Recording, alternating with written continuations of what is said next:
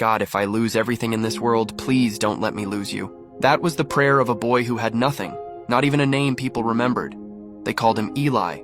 He grew up in the back of a small church in Detroit, sleeping on worn pews and eating whatever leftovers the pastor's wife could spare.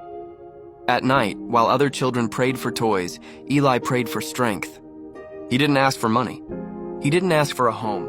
He just said quietly, God, don't let my heart go cold. Life, however, didn't go easy on him. At 14, he worked sweeping floors at a diner. At 17, he lost that job because he gave free food to a homeless woman who reminded him of his mother. By 20, he was doing construction work, sleeping in a shelter, saving every dollar, still whispering the same prayer before he slept. Even if I lose everything, Lord, don't let me lose my faith. People mocked him for believing. They said faith doesn't pay bills, but somehow it always kept him going. One freezing night, Eli came across a little girl crying outside a grocery store. She was hungry, barefoot, and lost. He spent his last $5 to buy her food and a small blanket. When he handed it to her, she smiled weakly and said, My mommy says God sends angels when we're scared.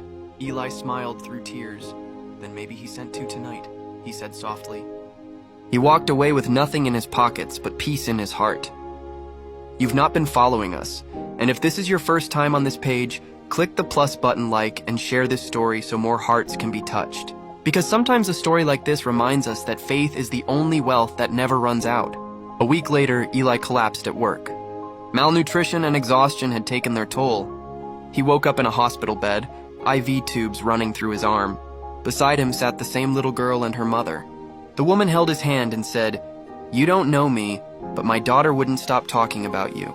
You saved her life that night. We looked for you everywhere. She handed him a letter. It was a job offer at her company. She was the director of a construction firm. We don't believe in coincidences, she said. We believe in answered prayers. Tears rolled down Eli's face. He looked up toward the ceiling and whispered, God, you never left me. Even when I had nothing, you kept my faith alive. Years later, Eli became a project manager, building affordable homes for low-income families.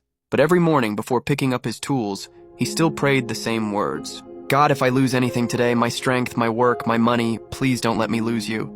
Because that, he knew, was where real wealth lived.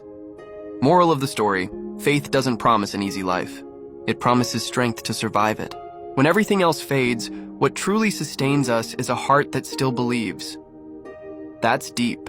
If this story touched your heart, type God. Thank you for today and everything you have done for me in the comments. Share this story to remind someone that faith still moves mountains, and tap my profile to watch more stories that heal hearts and strengthen hope.